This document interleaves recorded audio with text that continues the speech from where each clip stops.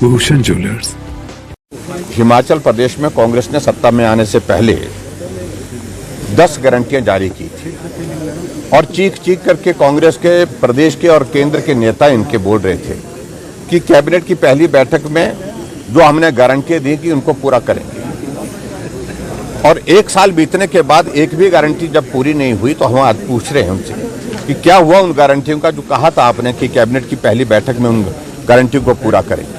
और उस दृष्टि से आज विधानसभा का ये शीतकालीन सत्र का पहला दिन है और हम यहीं से शुरुआत कर रहे हैं। जो वादा किया था, जो गारंटी दी थी, उन गारंटियों का क्या हुआ उस गारंटी का जो 1500 महिलाओं को देने की बात कही थी आपने जनवरी महीने से, एक भी महिला को अभी तक नहीं मिला।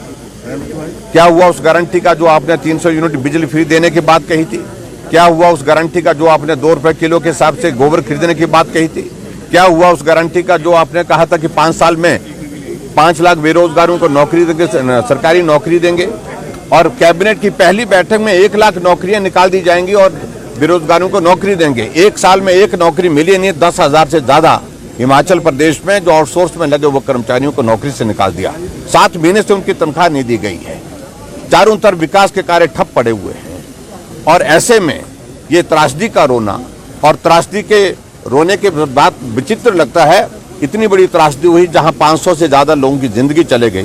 इतनी बड़ी त्रासदी हुई 15,000 के लगभग हिमाचल प्रदेश में लोग बेघर हो गए, जिनके घर चले गए। लेकिन सरकार 1 साल की एक उपलब्धि न होने के बावजूद भी जश्न मना रही है, करोड़ों रुपए उस पर खर्च कर रही है। पूरे प्रदेश भर से लोगों को ढो करके लाया और उसमें भी झूठ बोल करके कि हिमाचल प्रदेश की 1 साल की सरकार का जश्न धर्मशाला में मनाया जाएगा। राहुल गांधी उसमें आएंगे, प्रियंका गांधी उसमें आएंगी। न राहुल आए न प्रियंका आई। प्रियंका शिमला में धूप सेकती रही, लेकिन उसके बावजूद भी वो उस कार्यक्रम का हिस्सा नहीं बनी, क्योंकि उन्हें मालूम था कि झूठ बोल करके जो हमने सत्ता हासिल कर ली है अब मुंह दिखाने के लायक नहीं है। उपलब्धि के नाम पर कोई चीज हमारे पास नहीं है। इसलिए इन सारी बातों का जवाब आज कांग्रेस के सरकार से हम पूछ रहे हैं। मुख्यमंत्री क्या ये चरण, कितने चरण होंगे? चरण तो ओपीएस भी अभी लागू हुई क्या? बात तो ये है उन्होंने प्रोसेस शुरू किया, लेकिन उसके बावजूद उसकी सारी चीजों को लेकर के अभी आने वाले समय में उसका मालूम पड़ेगा कितनी लागू हुई। लेकिन सबसे बड़ी बात तो मैं यही कहूंगा कि जो गारंटियां जिसके बलबूते सत्ता में आए थे उसमें से एक भी गारंटी पूरी हुई नहीं।